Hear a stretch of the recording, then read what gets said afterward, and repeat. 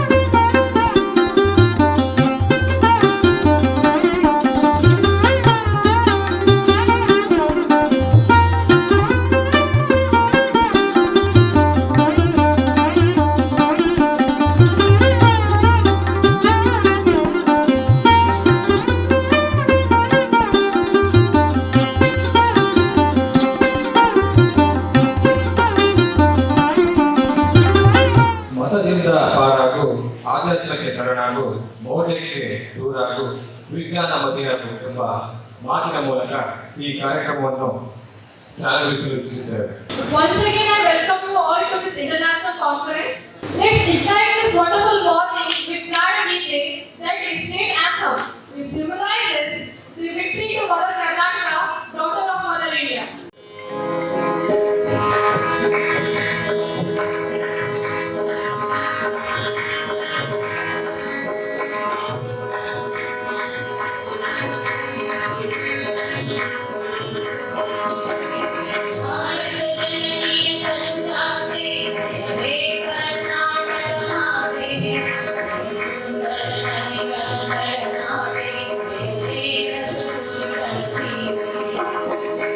Hey!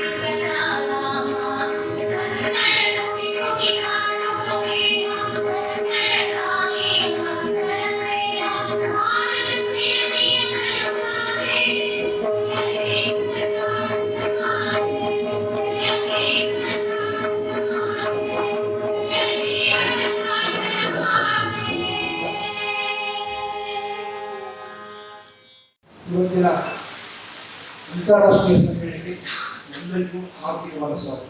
Technology is in the broadest sense mind or intelligence or purpose blending with nature. A very good morning to esteemed guests, scholars and researchers from around the world. It is a great honor to extend a warm welcome to each and every one of you to the international conference on recent advances in BIO-NANO composites for enhancing human health. This conference serves as a platform for the exchange of ideas, collaboration, and the advancement of knowledge in the field of BIO-NANO composites. As we are gathered here today, we are presented with a remarkable opportunity to explore groundbreaking research, innovative technologies, and their profound implications for human well-being.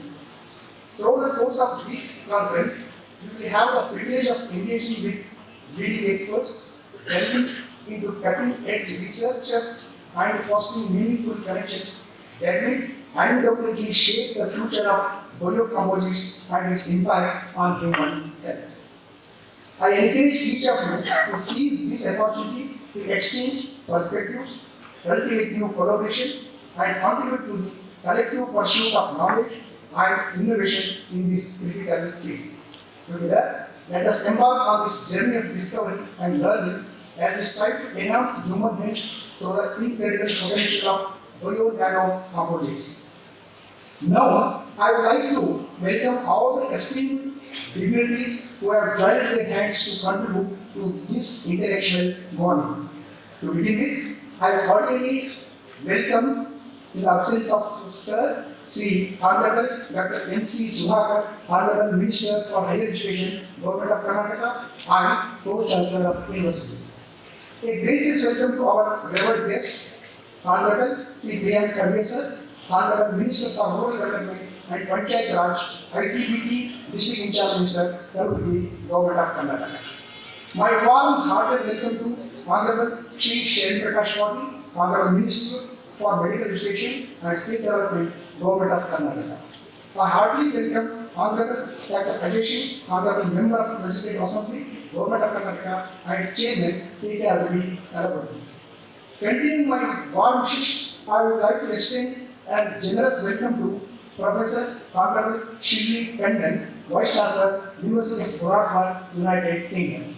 Continuing this, then I would like to generously welcome Honorable Professor Rajendra Prasad, Dean, Faculty of Science, Engineering and Technology, and Director, Amity Institute of Biotechnology, Amity University of Haryana, India.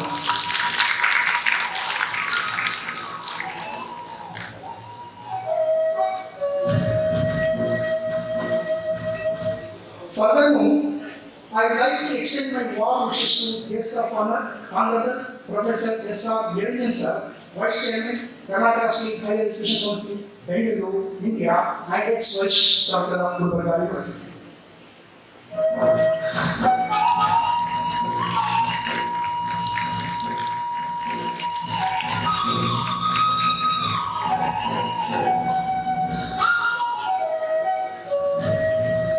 My extending welcome to Honorable Shri Rajendra Tripathi, Head, Higher Education Program, British Council, Kolkata. I cordially welcome Sri Raghavendra N. Bhairappa, Honorable Member of Syndicate, Gulbarga University.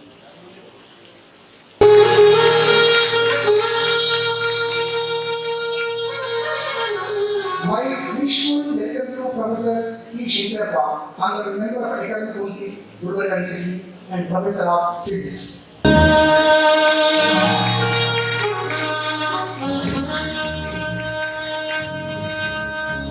Professor Diana Agasar, Sir, Vice Chancellor, Gulbarga University.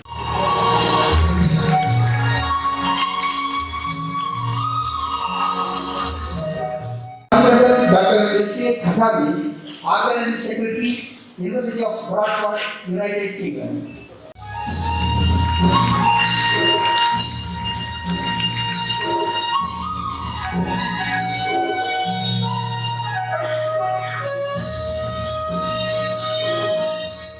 My utmost welcome to Professor G. M. Vidyasagar, Organizing Secretary, Department of Botany, Gulbarga University and Professor of Botany, Gulbarga University.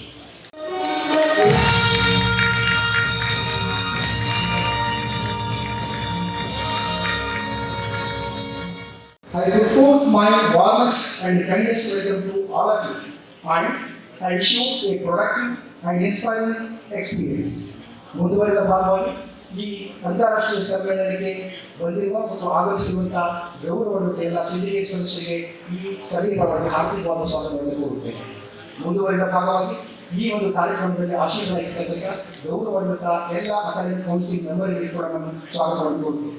ನಮ್ಮ ವಿಶ್ವವಿದ್ಯಾಲಯದ statutory ಆಫೀಸರ್ಗಳಾಗಿರ್ತಕ್ಕಂಥ ವಿಧಾಧಿಕಾರಿಗಳಾಗಿರ್ತಕ್ಕಂಥ professor Lakshman ಅವರಿಗೆ ಗೌರವಪೂರ್ವಕವಾದ ಸ್ವಾಗತವನ್ನು ಕೋರುತ್ತೇನೆ.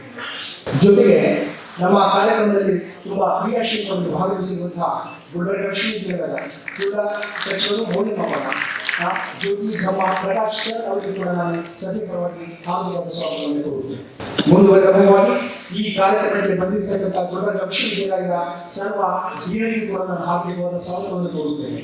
ಜೊತೆಗೆ ವಿಶ್ವವಿದ್ಯಾಲಯದ ವಿವಿಧ ವಿಭಾಗಗಳಿಂದ ಇವತ್ತಿನ ಈ ಕಾರ್ಯಕ್ರಮಕ್ಕೆ ಬಂದು ಕುಳಿತಿರ್ತಕ್ಕಂಥ ಎಲ್ಲ ವಿಭಾಗದ ಮುಖ್ಯಸ್ಥರಿಗೆ, ಪ್ರಾಧ್ಯಾಪಕರಿಗೆ, ಸಹ ಪ್ರಾಧ್ಯಾಪಕರಿಗೆ ಮತ್ತು ಅಸಿಸ್ಟೆಂಟ್ ಪ್ರೊಫೆಸರ್ಗಳಿಗೆ ಕೂಡ ನಾನು ಗೌರವಪೂರ್ವಕವಾದಂತಹ ಹಾರ್ದಿಕವಾದ ಸ್ವಾಗತವನ್ನು ಕೋರುತ್ತೇನೆ. ಜೊತೆಗೆ ಗುಲ್ಬರ್ಗಾ ವಿಶ್ವವಿದ್ಯಾಲಯದ 38 ವಿಭಾಗದಲ್ಲಿ ಬಂದಿರತಕ್ಕಂಥ ಎಲ್ಲ PG ವಿದ್ಯಾರ್ಥಿಗಳಿಗೆ, ಪೋಸ್ಟ್ ಗ್ರಾಜುಯೇಷನ್ ಮುಗಿಸಿಕೊಂಡು PhD ಮಾಡುತ್ತಿರುವಂತಹ PhD ವಿದ್ಯಾರ್ಥಿಗಳಿಗೆ, MPhil ವಿದ್ಯಾರ್ಥಿಗಳಿಗೆ ನಾನು ಹಾರ್ದಿಕವಾದ ಸ್ವಾಗತವನ್ನು ಕೋರುತ್ತೇನೆ. ಮತ್ತು ವಿವಿಧ ವಿಶ್ವವಿದ್ಯಾಲಯಗಳಿಂದ ಬಂದಿರತಕ್ಕಂಥ ಎಲ್ಲ ವಿಜ್ಞಾನಿಗಳಿಗೂ ಕೂಡ ಹಾರ್ದಿಕವಾದ ಸ್ವಾಗತವನ್ನು ಕೋರುತ್ತೇನೆ. ಮತ್ತೊಮ್ಮೆ ಮುಗಿದೊಮ್ಮೆ ಎಲ್ಲರಿಗೂ ಸ್ವಾಗತವನ್ನು ಕೋರುತ್ತಾ ಈ ಕಾರ್ಯಕ್ರಮವನ್ನು ಅಚ್ಚುಕಟ್ಟಾಗಿ ಪ್ರಸಾರಿಸಲೇ ಬಂದಿರುವಂತಹ ಎಲ್ಲ ಪ್ರಿಂಟ್ ಮಾಧ್ಯಮದವರಿಗೆ ಮತ್ತು ಎಲ್ಲ ವಿಜುವಲ್ ಮಾಧ್ಯಮದವರಿಗೆ ವಿಶೇಷವಾದ ಹಾರ್ದಿಕವಾದ ಸ್ವಾಗತವನ್ನು ಕೋರುತ್ತೇನೆ. ನಮ್ಮ ವಿಶ್ವವಿದ್ಯಾಲಯದ ಬಹುಮಾಧ್ಯಮದ ವಿಭಾಗಕ್ಕೂ ಕೂಡ ಹಾರ್ದಿಕವಾದ ಸ್ವಾಗತವನ್ನು ಕೋರುತ್ತಾ ಮತ್ತೊಮ್ಮೆ ಈ ಆಶೀರ್ವಾದ ಸರ್ವರಿಗೂ ಇದರಲ್ಲಿ ಸ್ವಾಗತವನ್ನು ಕೋರುತ್ತಾ ನನ್ನ ಸ್ವಾಗತ ಭಾಷಣಕ್ಕೆ ವಿರಾಮ ನೀಡುತ್ತೇನೆ. ನಮಸ್ಕಾರ. I welcome the Honorable Registrar of Gulbarga University, Dr. Jnana, and I request the Honorable Chancellor of the University. Today is the day of celebration of most awaited event on recent advances in BIO-NANO composites for enhancing human health. To honor our history and tradition, facing at the future with confidence and hope, it is a day of reflection about the past and tradition that have brought us to this point. Now we are about to commence our event by lighting the lamp of knowledge and wisdom.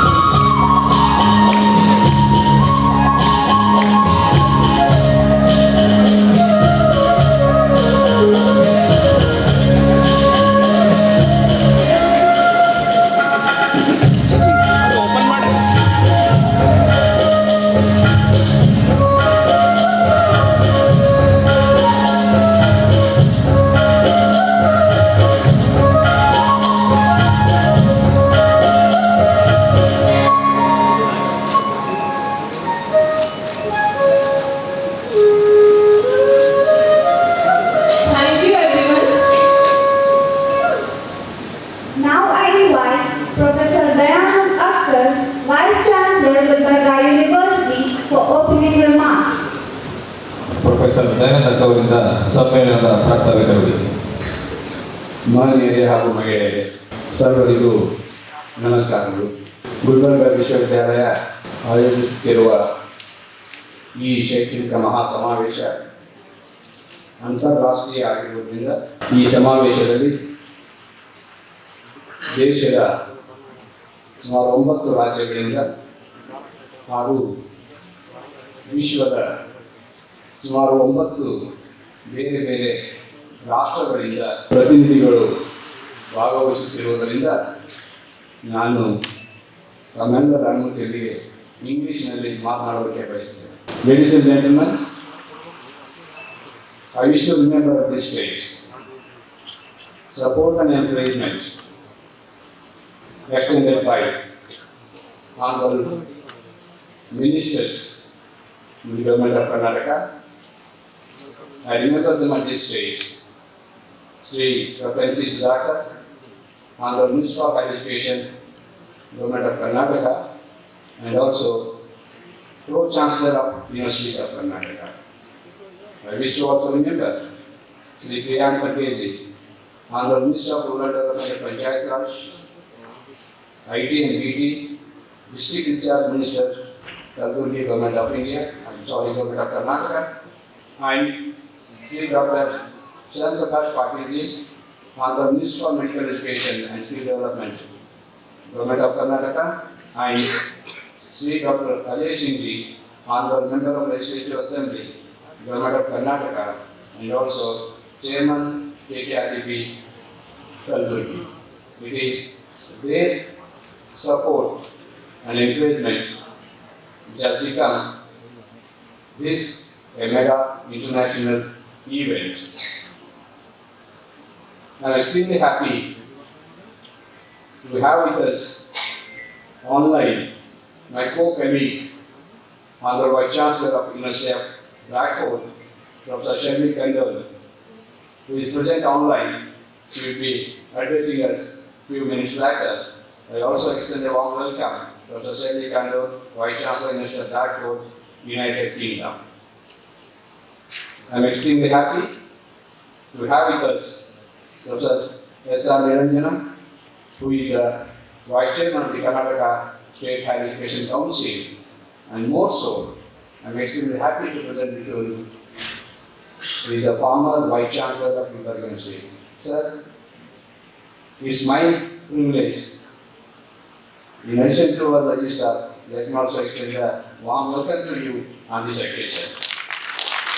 On stage, ladies and gentlemen, we have with us on this occasion Professor Rajendra Prasadji, who is a keynote speaker, Dean Faculty of Science, Engineering and Technology, and Director, Amity Institute of Biotechnology, Amity University, Haryana, India.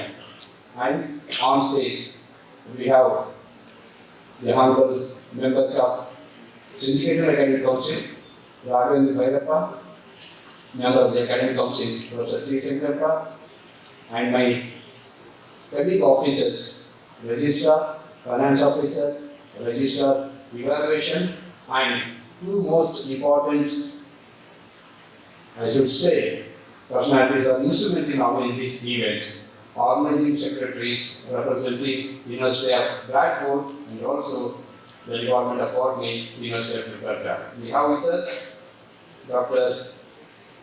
S.A. Venus Kagani from the University of Bradford, who is organizing secretary representing the UK, University of Bradford, and Dr. P.M. Vidyasagar, Department of Botany, the organizing secretary of the Gulbarga University. Friends, as opening remarks on this stage, I want to set few issues on the of this international event.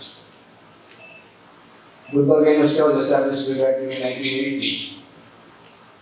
It has started its academic activities with almost 5 districts covering 5 lakhs plus UG students and postgraduate students right from 1980.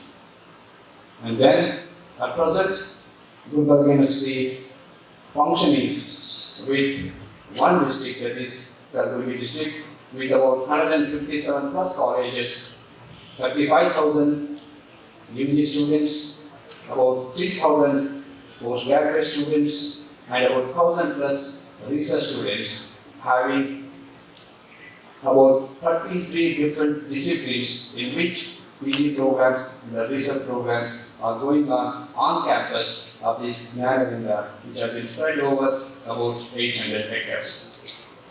Friends, if we look into the academic journey of Gulbarga University, yes, I hope some of you are quite aware that Gulbarga University, right from its inception, did organize several national and international events in the academic activities. Not only the academic activities, it is well known for the organization of the national and international events, even in the sports and cultural activities of Gulbarga University. It's really surprising to note during my past couple of days interactions and past 3 months interactions with various research persons. Really, as a Vice Chancellor, I felt very surprising. Sir, particularly the Vice Chairman of the KSHC. Sir, it is the alumni of Gulbarga University who have been spread over the various parts of the world, various parts of the globe, and out of the 9 countries resource persons who are here, and 5 of them are the university alumni, right from the United States, right from the Netherlands. If you look into that, really, sir, I wish to bring you to a kind notice. Nowhere Gulbarga University is quite poor in this area of the rural background. It has given plenty of alumni at a very high profile of the academic research and the institutions, and this is a evidence to it. I want to say to the press, this has really given us an excellent opportunity for us to recollect ourselves, our high profile academic alumni who are spread over across the globe and the nation. Then we thought this is the real outcome of this event of international conference. The university is planning now, the university is proposing now to look forward several memorandum of understandings in the academic activities with certain innovative programs, academic programs, both UG and PG. Not only these academic programs, but also innovative research activities. I am very happy to share with you, this is the kind of internationalization of Gulbarga University. It's only a beginning. Though in the past, the university has had several such international academic activities and the collaborations with the various universities, it is furthering higher education partnerships and collaborations between the University of Bradford and the Gulbarga University, which has been sponsored by British Council, United Kingdom, and the Canada State Higher Education Council. Niranjan sir, it is these 2 councils who are the instrumental in making this event happen in this Gulbarga University. As a part of it, we want to continue this academic journey of the Gulbarga University and extend some more academic collaborations. My dear colleagues, I am extremely happy to say on this occasion, 3 of the resource persons who are very much here, they are already intended to take up the further MOUs in the field of higher education. We have Professor Jaisimha from the United States, we happen to be alumni of us, who is working in the field of health sciences, medical sciences, and he has already extended hand to have the collaborations with the Gulbarga University, particularly in the field of the health sciences, joining with the Department of Biotechnology, Microbiology and Botany. Thank you very much, Jaisimha. And let me also say on this stage, we have with us Dr. Venkatesh Prasad. I am very happy to say that he is again alumni of our university from the department of this course department, the Department of Botany. He has come from the Netherlands, who is working in one of the premier industries, and his area or field of research is crop improving technology representing the agriculture. And he has already extended support. He is intended to extend the collaborations with the Department of Botany, Department of the Biotechnology. He is hoping that how a cell technology can be used, single cell technology can be used for the improvement of the crop varieties in these particular ecological conditions. So it is that field where the university is looking for the another collaborations. And I am very happy to say today morning only I was speaking to the resource person from Sri Lanka. She is very keen to join us again in the field of the medical biotechnology. Madam, thank you very much for your information sharing with us, interesting with the collaborations of the Gulbarga University. Friends, I must share with you at this occasion, this is the outcome of the event. This is the outcome of the collaborations on internationalization of the Gulbarga University and the other universities elsewhere in the country, elsewhere in the globe. That's how University, Gulbarga University, particularly looking ahead for further internationalization as far as its academic activities are concerned. My dear friends, the University is very keen with the valuable guidance of the Vice Chairman of the Karnataka State Education Council. Sir, as you are thinking that innovative academic programs, innovative research activities need to be continued, particularly focusing the universities in the Karnataka state. In light of this, really, this galaxy of the scientists from the different parts of the country and the globe, really, we can take further with the valuable support from the Karnataka State Education Council, where the departments of life sciences in general, particularly botany, biochemistry, biotechnology, and microbiology, we are thinking taking these collaborations in the field of agriculture, in the field of environment, in the field of human health sciences. These are the three major fields. Friends, Gulbarga University is extremely doing good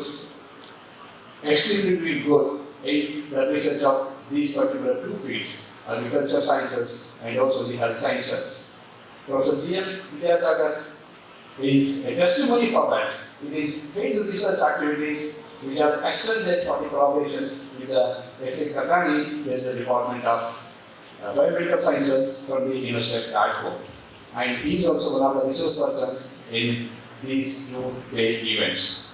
I am very proud to say that the Department of Microbiology is also doing extremely good in the theme of this particular conference, where the microbial bioactive molecule is being explored as a skin protective, photoprotective attributes of an important pigment, so-called as a melanin. What I want to say is that I want to present before the audience that the faculty of Gulbarga University, particularly from the departments of life sciences, they are also doing extremely good research. I want to impress upon this august audience that really the true spirit of the academic and research, Gulbarga University is looking forward for such several collaborations.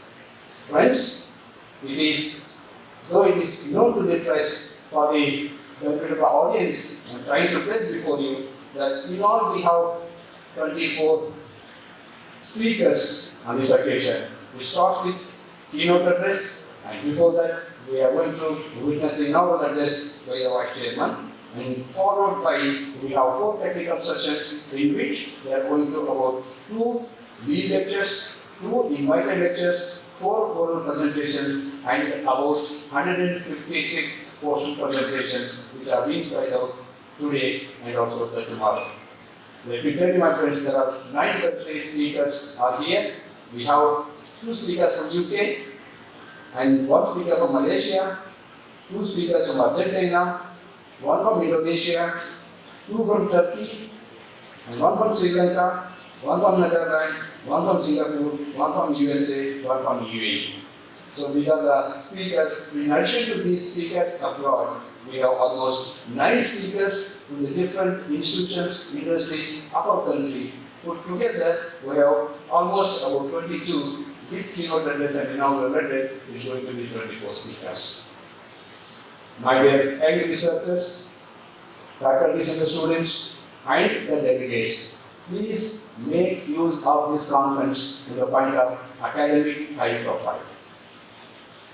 Sir, And really want to say that this Gulbarga University is now planning and proposing to establish a high-profile academic task force. High-profile academic task force. Niranjan sir, if the Gulbarga University could establish this high-profile academic task force, we would be looking forward for the new innovative programs and for the new innovative research activities with collaborations from the Indian industries institutions and also industries and institutions abroad.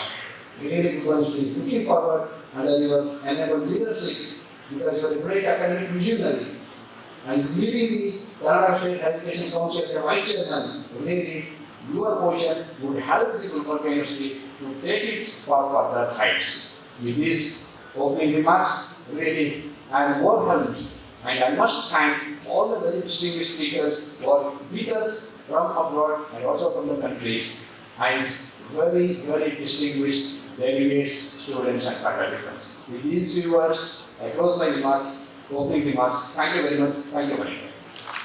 Set an atmosphere for an interdisciplinary and collaborative journey. The heart of this conference lies in exploring the diverse applications of bio-nanotechnology in medicine. Presenters investigate into cutting-edge research on nanomedicine, discussing how nanoparticles can be tailored to deliver drugs with exceptional precision, minimizing side effects and enhancing therapeutic outcomes. Let's take a moment to introduce our activities.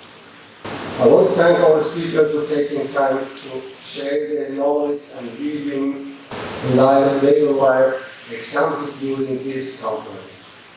In addition to Professor Agasar's wrote, this conference we could manage that 200 participants are registered in all aspects covering 4 subjects. Around 100 students will get registered in spot registration. One keynote address by Dr. Rajendra Prasad from Multimedia University, Haryana. 4 lead lectures, 20 invited speakers from all over the national and international higher education institutions. 12 candidates are reviewing oral presentation. 110 poster presentation. About 39 posters in medical infections, 14 posters in cancer and skin care, 5 posters in tissue engineering and bone repair, 51 posters in diabetics and other areas. In addition to this program, I would like to briefly disclose how these all activities comes from, and then one of the most important activities which is in the nano and biotechnology. We try to make some kind of nanomembrane bone dressing between University of Bradford and Gulbarga University, and to make sure that the diabetic ulcer could be treated by using extracted antimicrobial biomolecules deposited in nanofibers to be delivered to the patient's skin. This technology is really new and interesting, and we are trying to also expand and bring this technology to the University of Gulbarga to make sure that this collaboration could be extended and get more outcomes and results. And now, without any ado, let's start. Thank you. Thank you very much, sir. I request Professor Bhavan to introduce Professor S.R. Niranjana. Good morning, all of you. Will you please on the dais, off the dais, and distinguished delegates. It's my present duty to introduce the chief guest of this inauguration function, Professor S.R. Niranjana, Vice Chairman, Karnataka State Higher Education Council, and former Vice Chancellor of Gulbarga University, Kalaburagi. Professor S.R. Niranjana was born on 20th July 1959 at Bhavan village, Chitradurga district. He has done his BSc at Government Science College, Chitradurga, and obtained MSc in Botany MPhil in Seed Technology, PhD in Botany from University of Mysore, and postdoctoral fellow at Danish Government Institute of Seed Pathology, Denmark. Professor S.R. Niranjana, former Vice Chancellor of Gulbarga University and former Chairman, Distinguished Professor, UGC BSR Faculty Fellow, Department of Studies in Biotechnology, University of Mysore, has worked on various aspects on agriculture and sustainable development with his team of research scholars and postdoctoral fellows from last 4 decades. Professor S.R. Niranjana has guided 21 PhDs and 40 MPhil students, 2 postdoctoral fellows, and he has published about 220 research articles in highly reputed international and national journals with H index of 41 and over 5,000 above citations. He has published several technical bulletins and newsletters in plant health and its management. He is having 4 very important patents in his credit. Professor S.R. Niranjana is a recipient of several fellowships and awards. To mention a few: Fellow of National Academy of Sciences, India, FNASC, Fellow of National Academy of Agriculture Sciences, FNAAS, Fellow of National Academy of Biological Sciences, FNABS, Fellow of Karnataka Science and Technology Academy, Department of Science and Technology, FKSTA, Government of Karnataka, Fellow of Indian Phytopathological Technology Society, Fellow of Indian Society of Mycology and Plant Pathology, Udaipur, Fellow of Danish International Development Agency, Denmark.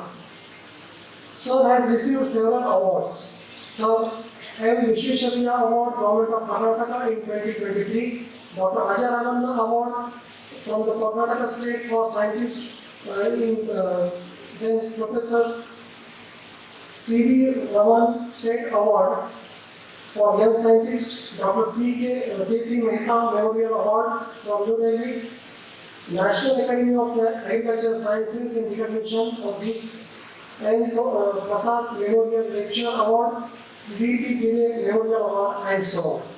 He has organized 25 national and international conferences and attended more than 150 national and international seminars, conferences, workshops, and delivered 75 field lectures, more than 70 oral and poster presentations. He is the referee of several journals to review research articles. He is also instrumental in establishing the Asian Seed Health Center by transferring the seed pathology courses from Danish Government Institute of Seed Pathology, Denmark, to Department of Studies in Applied Botany, University of Mysore, for which Danish government has awarded 4.5 crores grant and established a network research and training centers in China, Agriculture University, Nepal, Vietnam, Bangladesh, Tanzania, in South Africa, in the area of molecular plant pathology, seed pathology, biological control, biotechnology, and also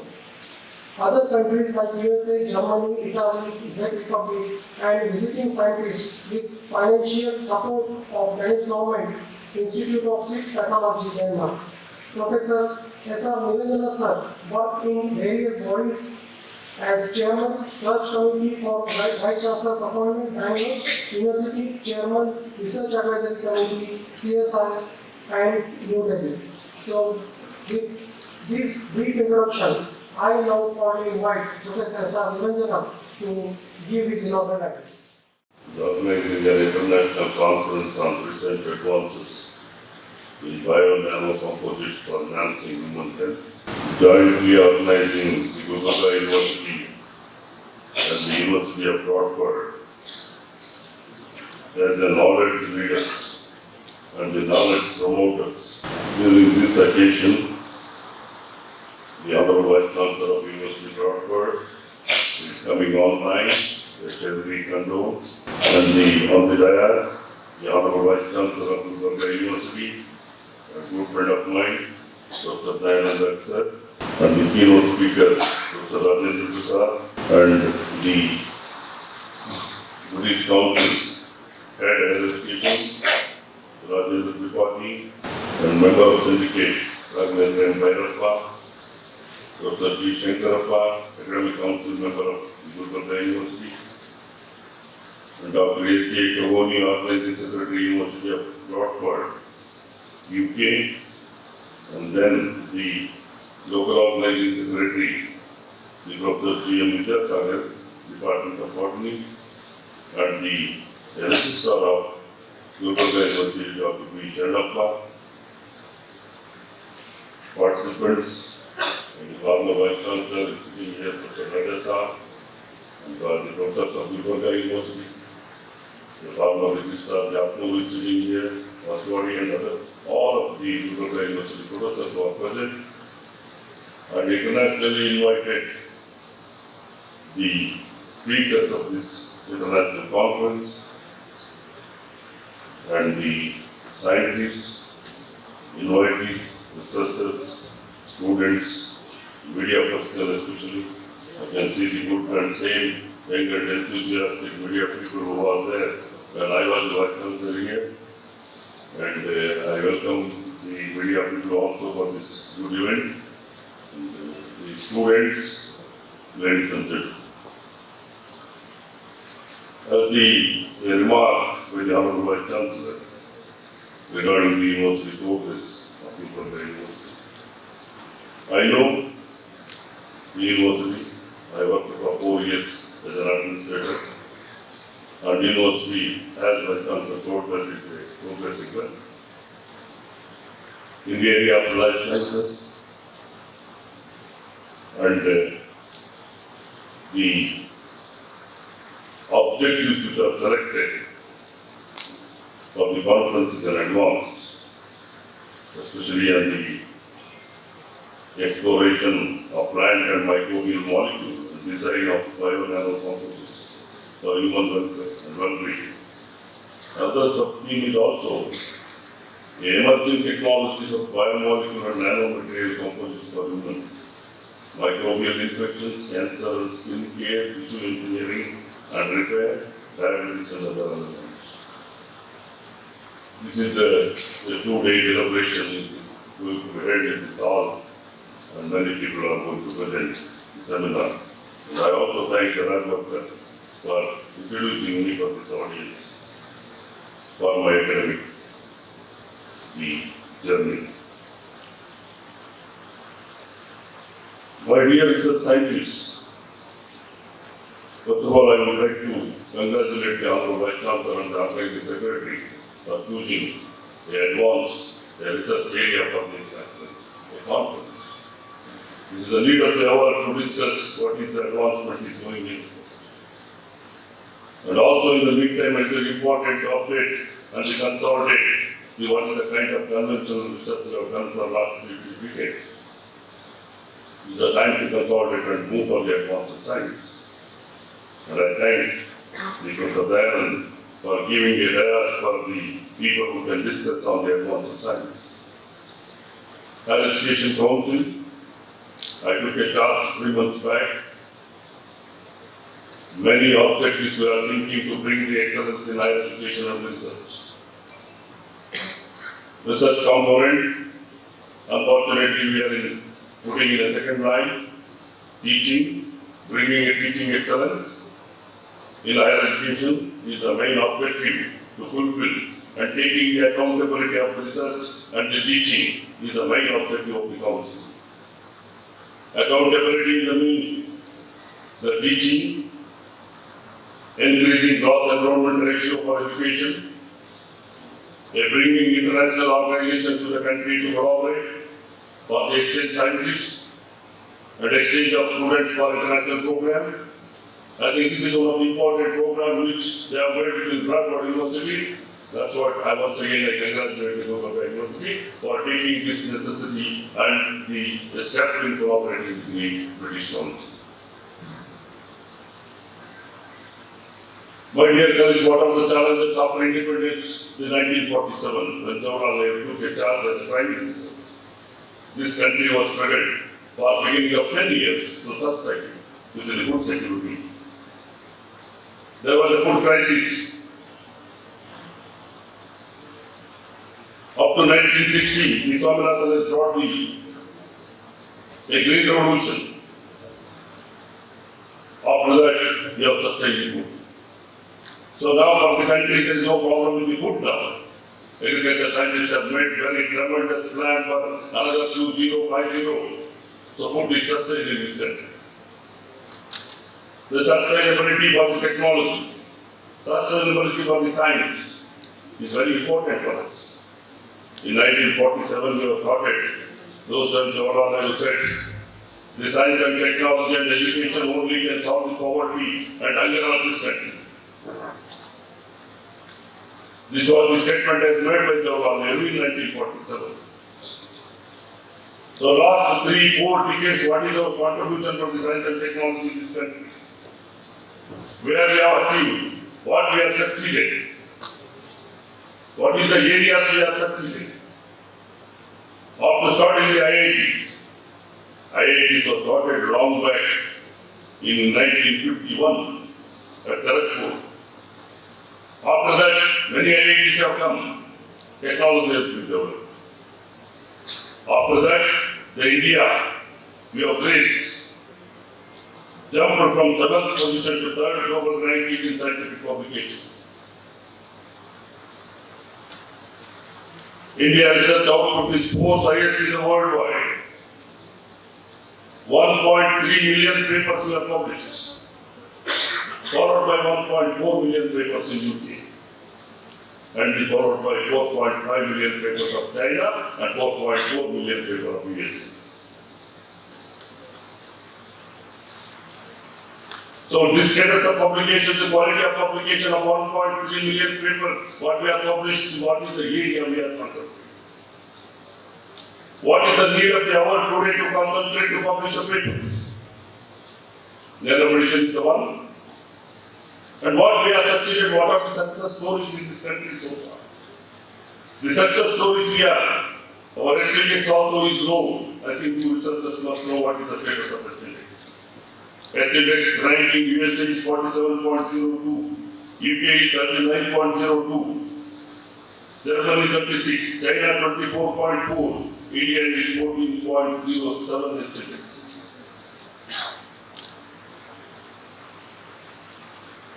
For comparison, China invested 4 times more than India. United States invested 75 times more than India. India was ranked 46th in the Global Innovation Index in 2021 and 48th position in 2022. This statistics, why I am telling you, should know the position, to know the status of the science and technology in this country. Where we are now, what is the kind of research you have to take at a global? That's why you have to inculcate the practice of putting the students for the global channel. Global ranking. You have to increase the universities. 1,311 universities are working in this country now for higher education and research. Number of students, number of colleges, number of research institutes, national level institutes, IIT, IIM, IISc, CCMB. Including all these things, we have put our efforts in research. Now we are in the 56th position in the world talent ranking. 56th position. Who is the first? You just open and see who is the first in global talent rankings. All these things are challenging for us today to take up the science and research. And we are science and achievements, we have succeeded, my dear colleagues. We have succeeded in the area of development of indigenous nuclear technology, development of satellite communication, development of atomic clock, production of vaccine and distribution. Wonderful. The contribution this country has been done for the vaccine. A recent, your Covaxin has produced from India and we have distributed. Then agriculture and horticulture. Green revolution to cheap revolution, generic medicine, automobiles. All these technologies has to be sustained through after the green revolution, after the green revolution. Where we are looking now, the area which we are discussing for another 2 days is the nanoparticles. What is the role of nanoparticles in already developed technology, either in the medicine or in agriculture? Where we have succeeded in these things. India has made the great achievements in the field of science and technology.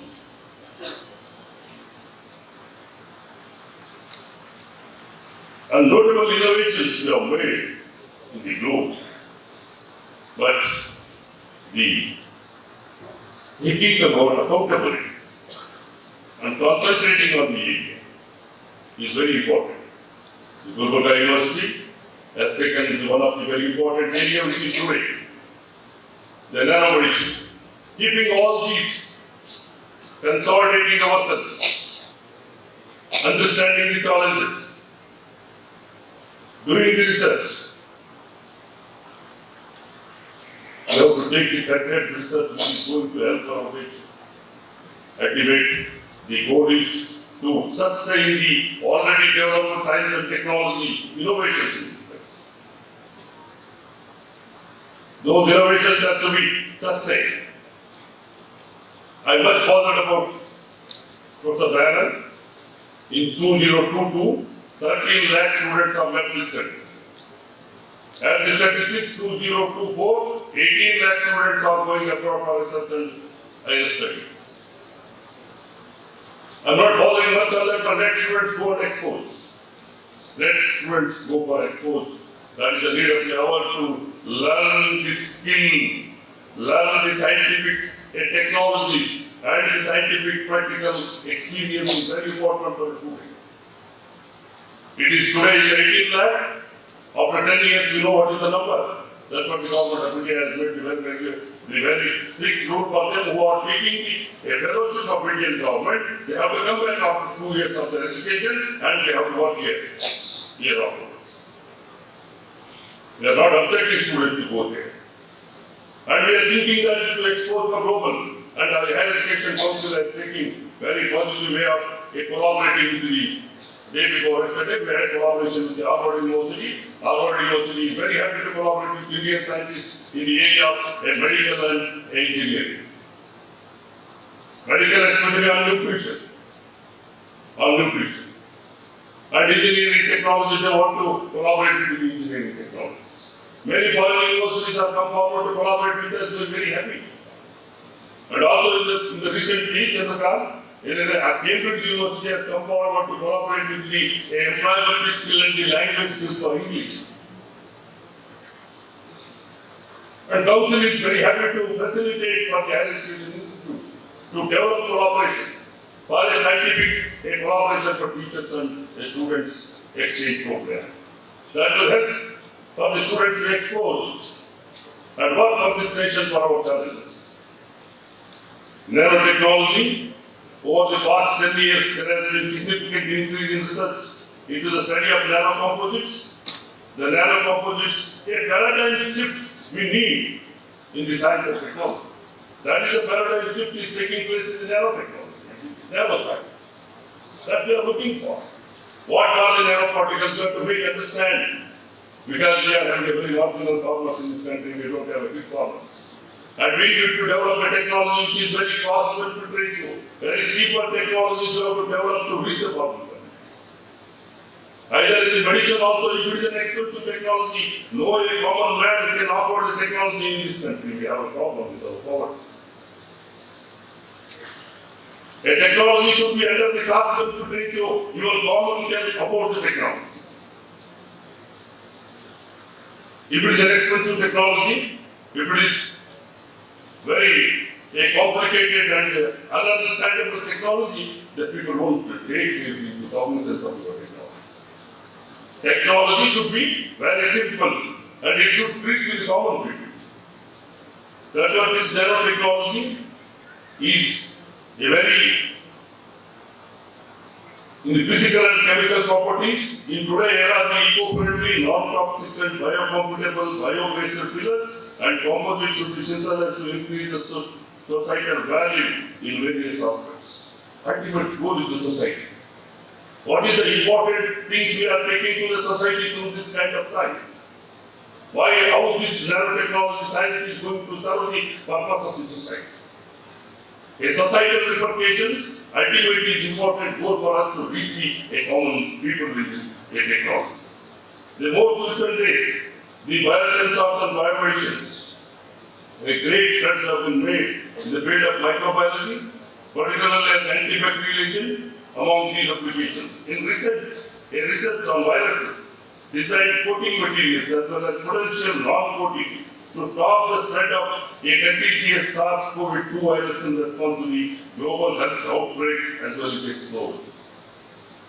This has been worked out, and what is the advancement you have to take this kind of patents? It is a major paradigm shift in agriculture. In agriculture, we come to the modernization of agriculture, industrialization of agriculture, promotion of experts, farm consolidation, roadmap development, infrastructure development, higher budget and investment for agriculture, and legislative support.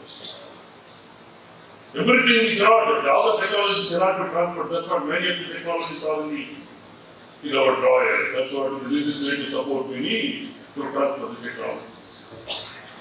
In agriculture, we see, as per the data, the consumption of pesticides in India is lowest in the world. 0.6 grams per hectare was calculated as per the statistics compared to the 5 to 7 kg in UK, 13 kg in China per hectare. How this nanomaterial is in agriculture reduce the amount of chemical products sprayed by means of a smart delivery of active ingredients, minimize nutrient process in fertilization, and increase yield through optimizing water nutrient management through nanomaterials in agriculture especially. These nanomaterials are helping in reducing your chemical pesticides and reducing putting the amount of chemicals in the environment. In medicine, nanotechnology has a great promise in manipulating things at the atomic level to change many parts of a medical treatment, such as diagnosis, monitoring for diseases, operating equipment, and regenerative medicine, developing vaccines, and medication delivery. So these areas are covered. That is the main theme is understanding these are all the areas are covered in human welfare. That's what this theme of the conference is going to justify with this area in agriculture and medicine. I am not talking about the technology development through the mechanical or civil. I am talking about the human welfare through medicine through agriculture. Agriculture, why I am talking is, agriculture is very essential for the food production and the sustainability. And in the meantime, in this country, my dear colleagues, we have to concentrate two areas. One is the health and the other one is the food. And then education. Education, of course, I am giving the priority for education first. If you are educating, then only you can think about all this technology through agriculture and medicine. First is the education. That's what the whole country is thinking on, bringing a grass environment ratio by 2050. We have to reach the 50% of grass environment ratio from 28.4% to another 15 years we are making this one. But the quality education, increasing the grass environment ratio is one part.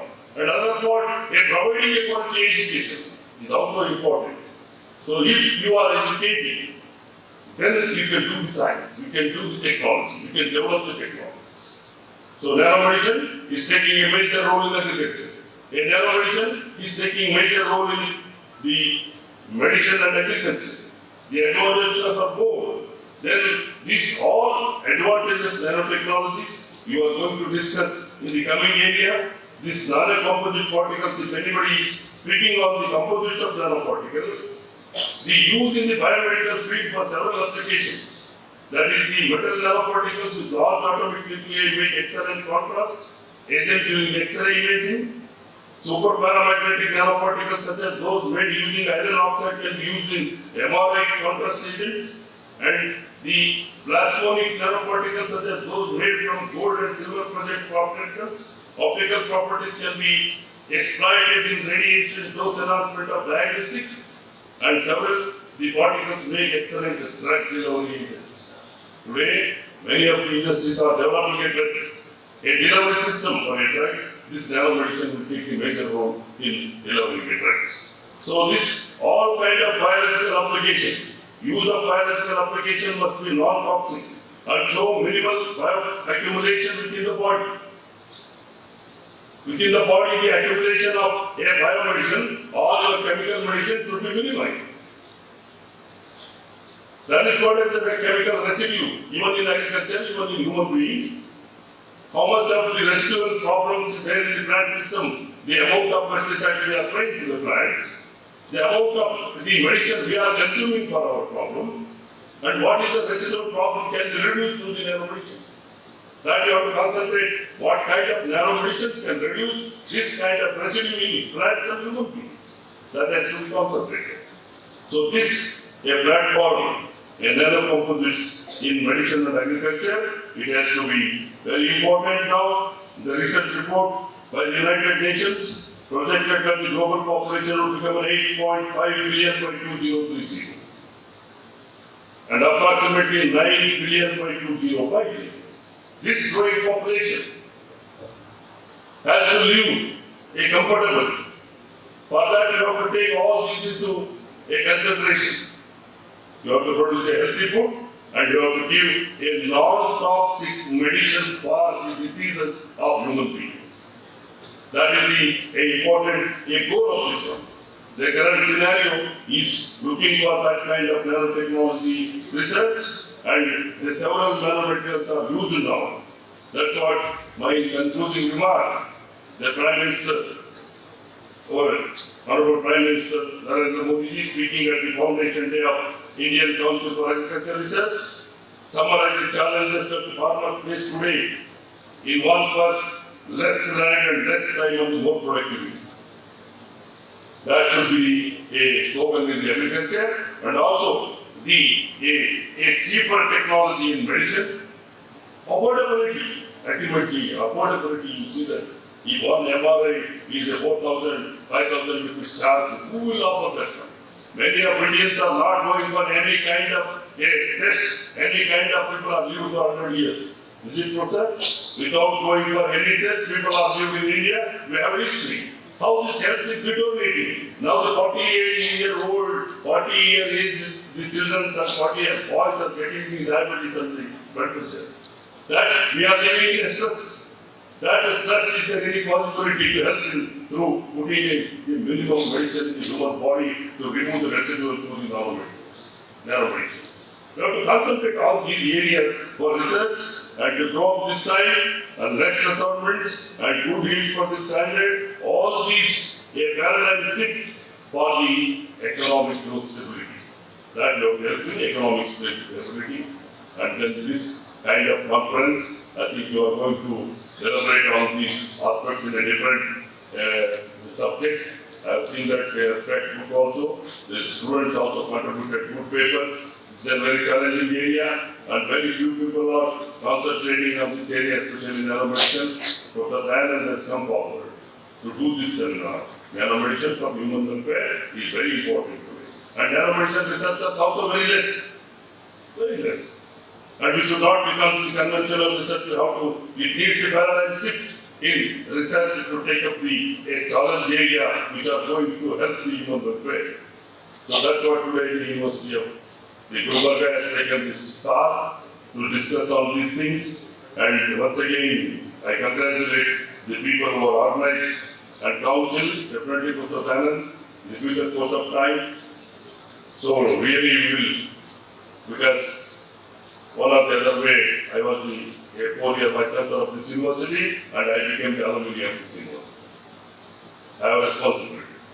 Whatever the challenges the university is going to face, definitely I will be with you. And whatever the exchange program for students, and definitely you can involve them. Ask them to involve in the programs. Ask them to involve in quality learning. And ask them to develop their personality in such a way that they have to success in their life. These are all the skills which have to come out with your ideas and skill your own Nobody will taught you this skill of a learning skill or the practical skill or writing skill or the global exposure. Now the UGC is coming forward to give some skill-oriented course in the secondary education before the higher education. So learning a skill is your option. You develop such kind of skills to learn the new technology and sustain the technology which you have developed already in this country. Many, what I said that many we have achieved, and we need the skilled thinkers to work on that one, and this area is also a very important area. So with these remarks and with this address, I congratulate again Bhavan and Ganga for organizing such an event, and I thank all my colleagues and all my professors for patient listening. Thank you very much. Good morning to all. Thank you is such a prayer that cannot be seen or touched. It must be felt by heart. I feel honored and privileged to get the opportunity to propose a vote of thanks on this special occasion. I, on behalf of the organizing committee, convey deep regards and hearty thanks to Sri Dr. M.C. Sudhakar, Honorable Minister of Higher Education, Government of Karnataka, and Pro-Chancellor of Universities for accepting our invitation for the inauguration of this international conference on recent advances in BIO-NANO composites for enhancing human health. We will ever remain grateful to you and we thank you for being with us. Thank you, sir. My special thanks to Chief Guest Sri Priyanka Khargiji, Honorable Minister for Rural Development and Panchayat Raj, IT and PT, and District In Charge Minister Kalaburagi, Government of Karnataka, for his wishes and accepting our invitations to be the part of this international conference. Thank you, sir. At this juncture, I would like to thank our one more chief guest, Sri Dr. Prakash Patilji, Honorable Minister for Medical Education and Skill Development, Government of Karnataka, for accepting our invitation. Thank you, sir. I would like to thank one more chief guest, Sri Dr. Ajay Singh, Honorable Minister of Legislative Council, Legislative Assembly, Government of Karnataka, and Chairman KKRDP Kalaburagi for being with us in this mega international conference and sending his best wishes for this international conference. Thank you, sir. I also wish to express my gratitude to Professor Shirley Condon, Vice Chancellor of the University of Bradford, United Kingdom, for his gracious presence for this international conference, which will be held from 8th and 9th January 2024. Thank you. I am writing to express my sincere gratitude to our keynote speaker, Professor Rajendra Prasad. After the inauguration session, he is going to deliver the keynote address on this international conference. Thank you for being a part of this international conference, sir. At this juncture, I would also like to thank our guest of honor, Professor S.R. Niranjan, Vice Chairman of Karnataka State Higher Education Council, Bangalore, India, for various helps we received towards organizing this international conference and getting collaboration with University of Bradford and Gulbarga University. Thank you, sir. I, on behalf of the organizing committee, convey deep regards and hearty thanks to the guest of honor, Sri Rajendra Tripathi, Head Higher Education Program, British Council of India, Sri Raghavendra M. Bhairappa, Syndicate Member, Gulbarga University, Professor T. Chakrappa, Academic Council Member, for their continuous support in making this international conference a great success. Thank you, sir. An event of this dimension cannot happen overnight. The wheels start rolling months in advance. We have been fortunate enough to be backed by our beloved Honorable Vice Chancellor and the President of this inauguration and international conference, Professor Jnana, for his motivation, dedication, commitment, involvement for the success of this international conference. I, on behalf of the organizing committee, extend heartfelt thanks to you, sir. Thank you, sir. I, on behalf of the organizing committee, convey my deep regards and hearty thanks to Dr. S.A. Kabani, Organizing Secretary, University of Bradford, United Kingdom, Professor G.M. Vidyasagar, Organizing Secretary, Department of Botany, Gulbarga University, Kalaburagi, and Dr. V. Shainappa, Registrar, Gulbarga University, Kalaburagi, for making this grand event to be happen in our esteemed university. Thank you all. Over the next 2 days, we are fortunate to have gathered an exceptional group of researchers, scholars, and professionals who will share their knowledge and expertise in the field of bio-nano composites across the globe. The diverse perspectives and interdisciplinary discussions promised by this conference are sure to contribute significantly to the advancement of research in enhancing human health. I would like to extend my gratitude to the organizing committee, volunteers, and all those who have worked tirelessly behind the scenes to ensure the smooth execution of this conference. Your dedication and hard work have been instrumental in making this event a grand success. Additionally, I would like to express our gratitude to our music department and special thanks to the media for their encouragement and support in covering the conference over the next 2 days. Your role in disseminating information about the latest advancement in bio-nano composites and the impact on human health is pivotal. We appreciate your dedication to promoting awareness and understanding of scientific developments within our community. Once again, I thank everyone who has contributed to the success of this event. Let us collectively make the most of this opportunity to explore, learn, and collaborate for the betterment of science and humanity. Thank you, one and all. Keynote address by great scientist Dr. Rajan Prasad. I'm very happy to introduce him on this occasion. Dr. Rajan Prasad, Jawaharlal University for 40 years in various capacities. He was chairman of Molecular Medicine, Dean School of Life Sciences, Rector, Vice Chancellor.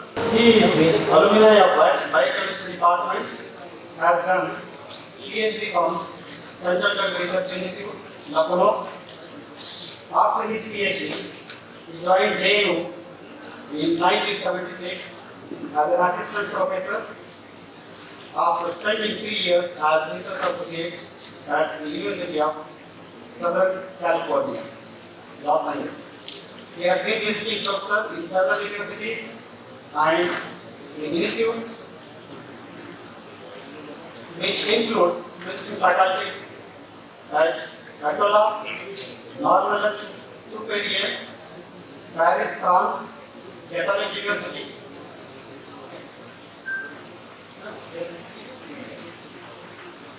He has also worked in various universities like USA, University of Bonn, Germany, University of New York, Medical College, USA.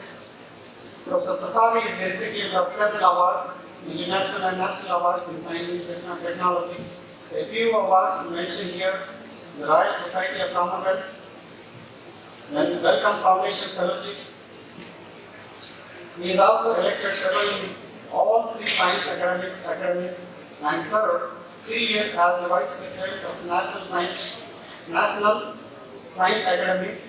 He is the member of American Society of Microbiology, USA, Society of Microbiology, UK, American Society for Advancement of Sciences, International Society for Human and Animal Mycology. Served 3 years as the President, Society of Biological Chemistry, India. He has been a national contact point for European Commissions. Ladies and gentlemen, his biodata is very long. His contribution in science and technology is amazing. As we have seen in the website, it takes minimum 1 hour to explain his contributions in science and technology. Sir, on behalf of Gulbarga University, I take this opportunity to welcome you, and I present Dr. Rajan Prasad to you all. Thank you very much. I just realized that I was studying between tea and coffee. So the deal was that we had coffee and tea, and then we had tea breakfast. So my apologies for holding you back from the nice hot tea and coffee break. So I tried to be brief, then I thought, I must thank the organizers, particularly my dear friend Dr. Saga. I'm very happy that I could manage to come and wish to come again and again, of course, because this will not end here today. It will start many, many opportunities together. So, it's very difficult to decide what one should speak in a keynote address, but being a hardcore researchers, they cannot avoid telling briefly our interest and introduce the field in which we are interested. Nano materials, nano devices, nano composites is not my field, but nonetheless, whatever we do affects what we are trying to achieve. You will have guessed already that I work on fungi. Fungal infection is my business. And today I want to emphasize that what is fungal resistance and how we are tackling it. But before that, I'd like to briefly touch upon the whole field of fungal infection. Many of us may not know. Then, 70 emergence of new species which are more dangerous than previously known ones. Then we want to review what are the targets available to develop antifungal drugs. Then how all those targets are modified to create antifungal resistance among these particular organisms, including fungi. And what are the approaches we are employing to combat resistance and fungal infection. So let me begin with one of the very old slide, just for the students, that if you recollect, back in 40s, when we got this Elizabeth Fleming, Crowley and shared Nobel Prize for penicillin discovery. And that was the beginning of a antibiotic era. And in fact, it was realized that once we have penicillin, there won't be any death due to infectious diseases. And there was a Bradford poster in those days, thanking penicillin that soldiers had come by and not dying from those normal infectious diseases. And it was termed as a miracle drug. And as you would know, miracles don't last forever, and that same thing happened. And the resistance to penicillin emerged soon after it was introduced. And you see that, I don't know if you can read, all the antibiotics as they were introduced, they started showing resistance indicated by the red bars. So all the antibiotics. The important point was that as you go on, most of the drugs when introduced, the incidence of resistance started emerging immediately. So it was a very serious problem that no matter what kind of drugs are thrown to bacteria in this stage, bacteria is able to tackle them. All this has been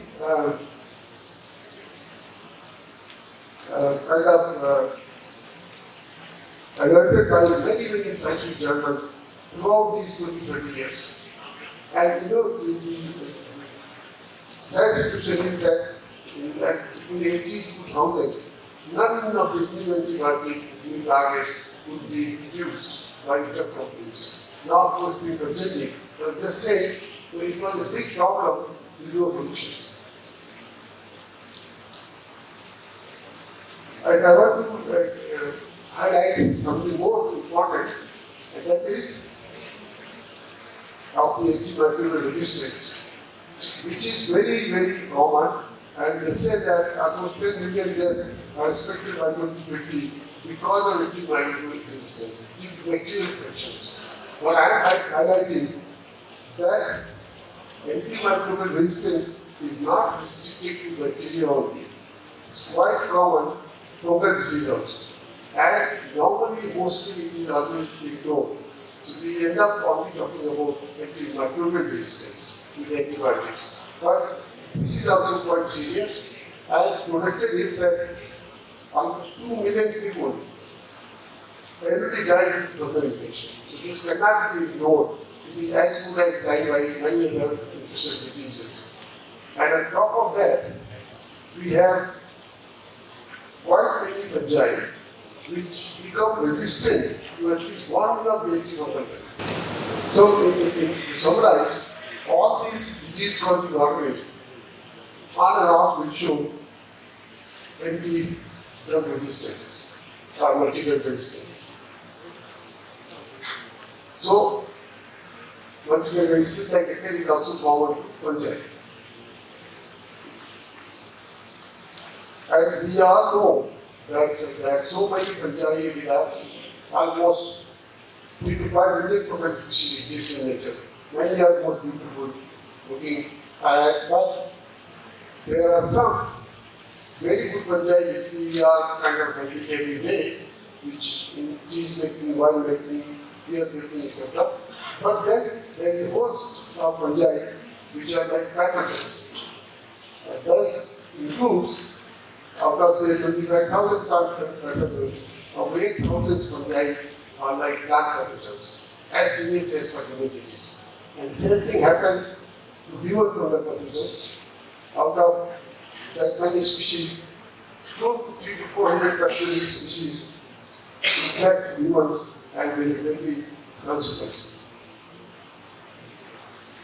In fact, to add new species, this species emerged during COVID, which was already there, but what we call microbes are commonly but wrongly known as black fungus, which was very, very notorious in terms of COVID time, because people who are with diabetes were most prone to COVID infection as well as liver infection. And this particular fungus is mostly resistant to common antifungus. It was a big situation that only amphotericin B was the drug which would work, and it was not even available in the market.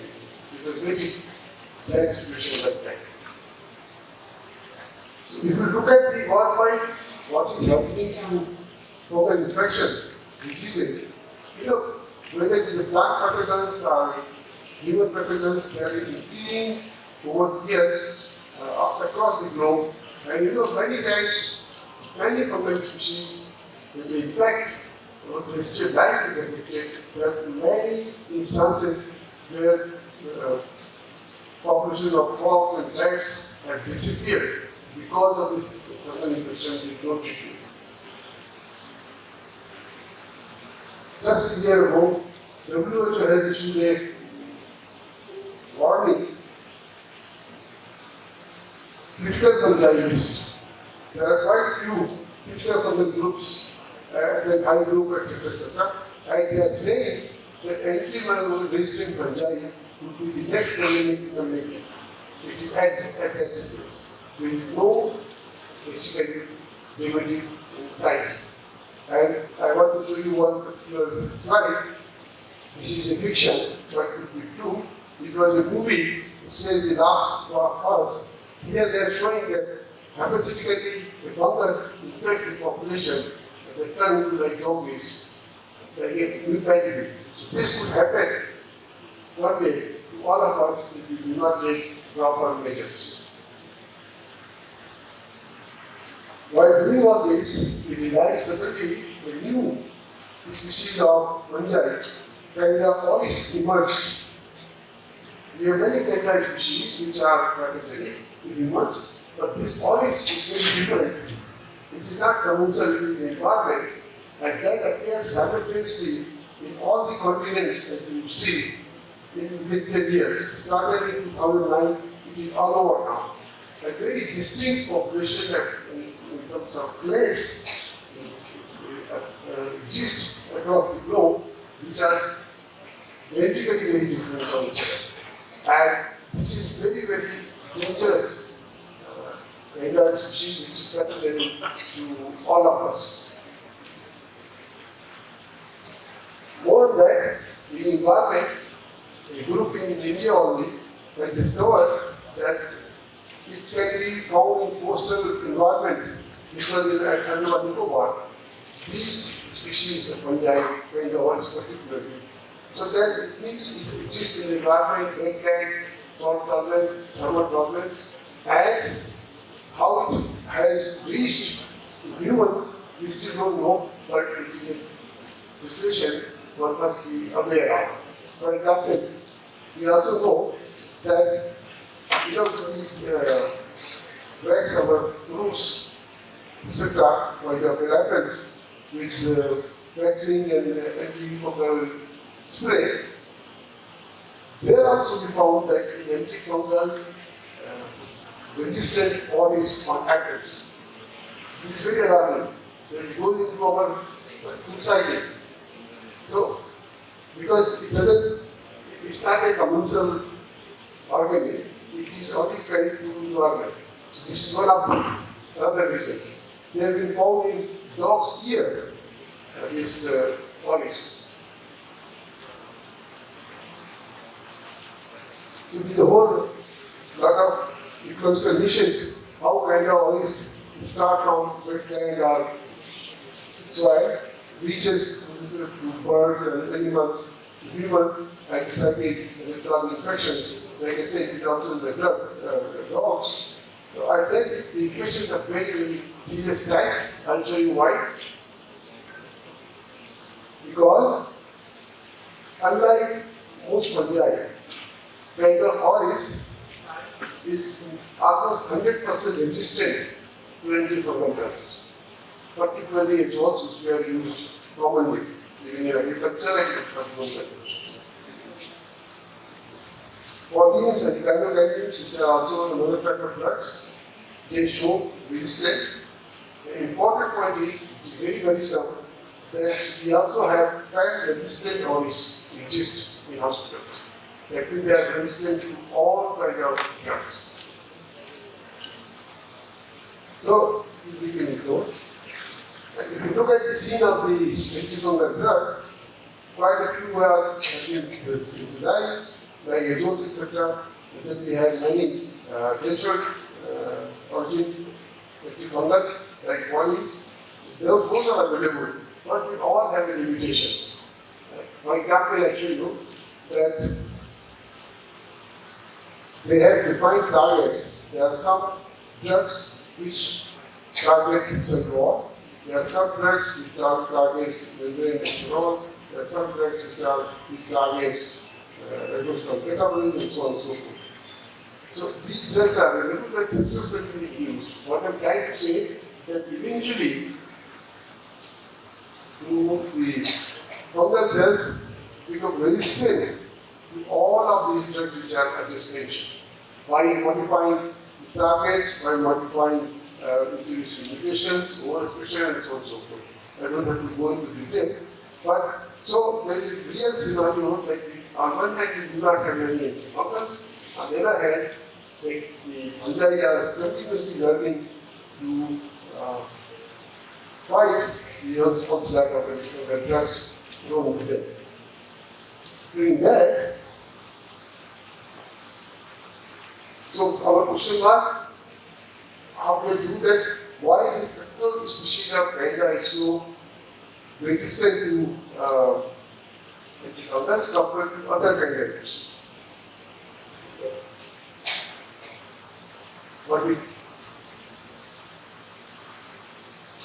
So, if you look at how normally oils will have resistant developed against antifungal drugs, these are common things which I just showed you. So, but obviously these mechanisms which I show you are not enough to explain why oils is so resistant to most of the antifungal which I talked about. There has to be something different. And for that, we started looking, especially the exporters, that means they have these membrane transporters which throw drugs from inside to outside. That has been our interest really for a long time. That we work on the drug transporters to show that how drugs are not allowed to be accumulated intracellularly and to be produced through lung. So the drug becomes ineffective.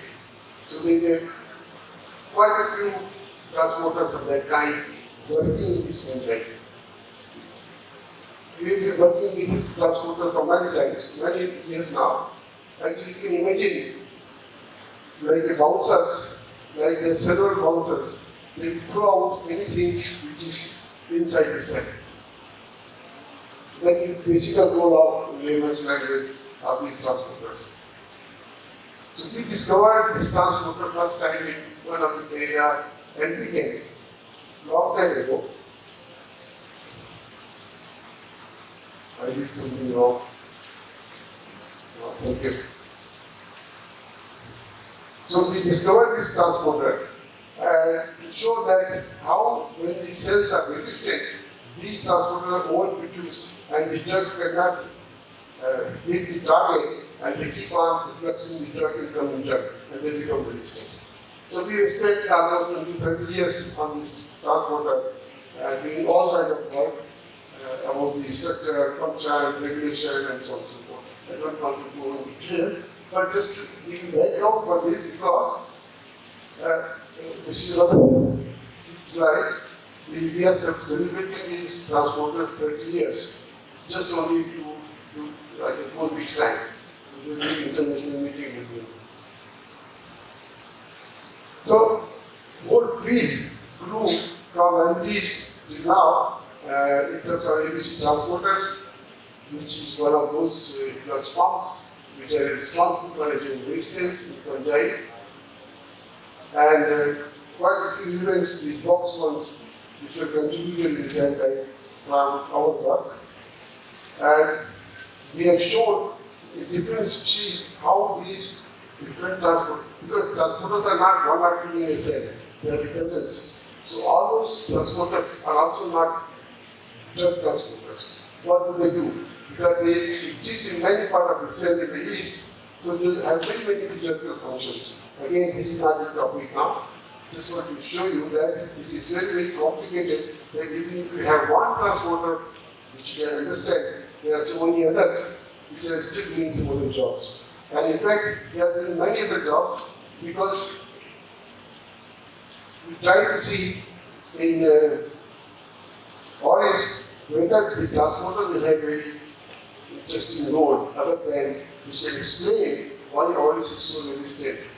Obviously, what we saw, all these transporters did not kind of give any dramatic effect to just justify the resistance type which we would see always.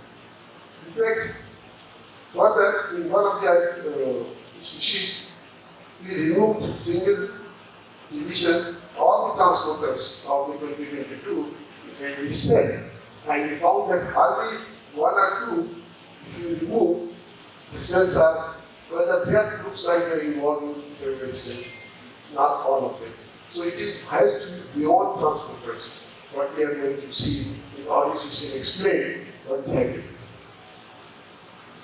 So for that, we started thinking differently, applying new approach. Obviously, in this case, making efflux pump inhibitors, which can stop the exit of the drug, is a top priority, of course. And many things in bacteria already, or tetracycline inhibitors, they are inhibitors available in clinic.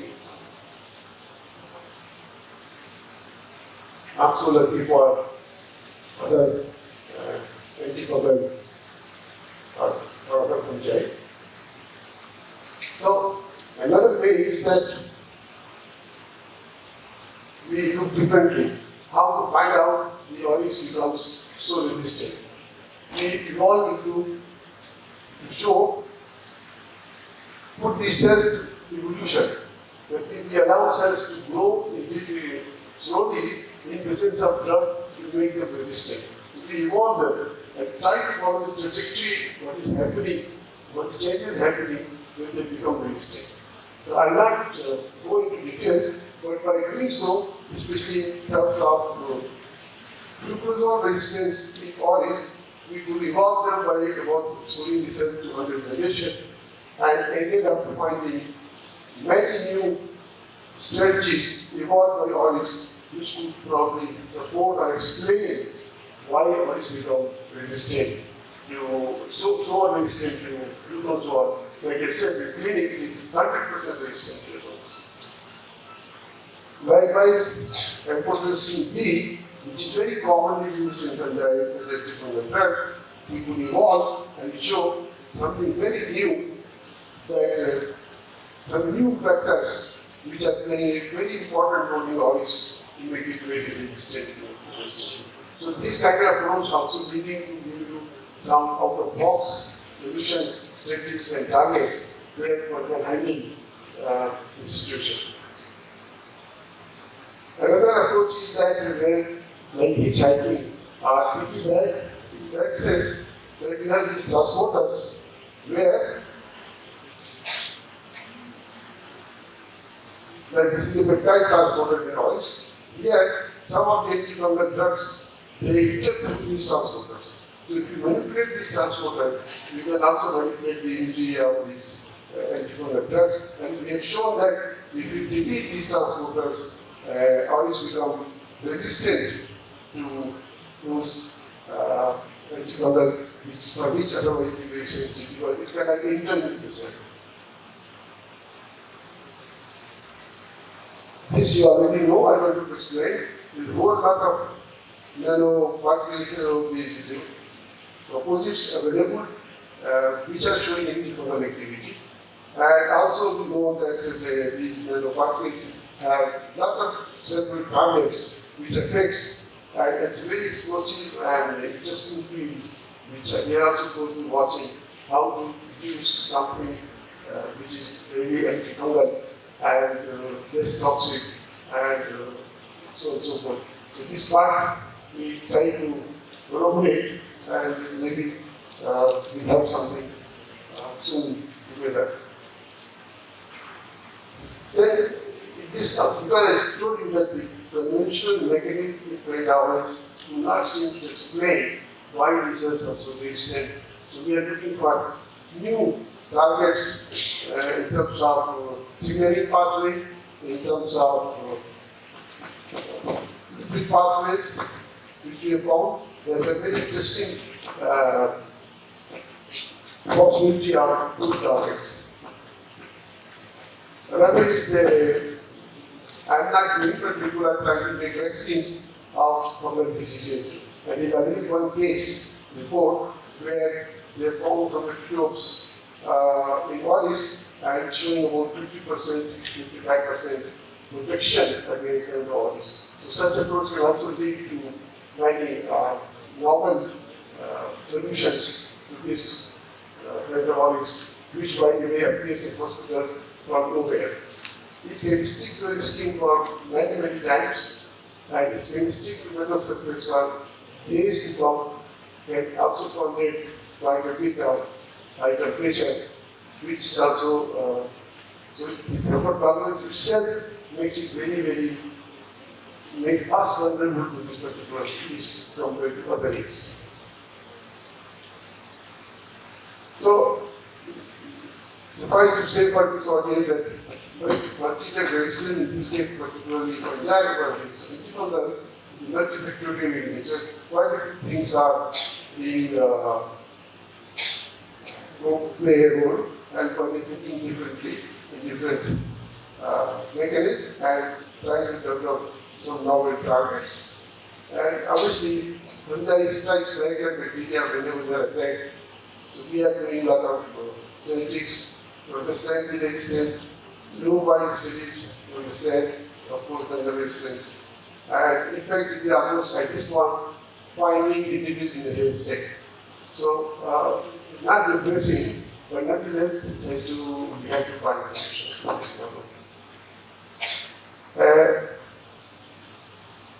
This two slides was done. That is to explain, like Dr. Professor was telling, I spent about nearly 40 years in jail. Part of the work which I was just highlighting was that. And then in 2015, I moved to this private university, Ambedkar University. And there also now almost 48 years. And I've been doing pretty well since I moved to this place. And I will thank you for providing this opportunity where I can continue to work what I was doing in JNU by establishing my labs and having instruments and so on and so forth. And that gives me good pleasure that I have granted more than 75 PhDs so far. And I won't be able to make century, but yes, still I'm doing it. So this is my present group.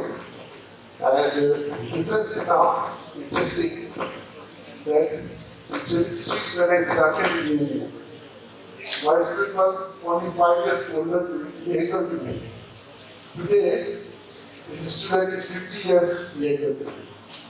So I remain common and I try to adjust these. Those were the days when we used to have those critical record books. And here I believe with this mobile phone to see the results. But it goes on. So I enjoy being what I'm doing. Thank you very much.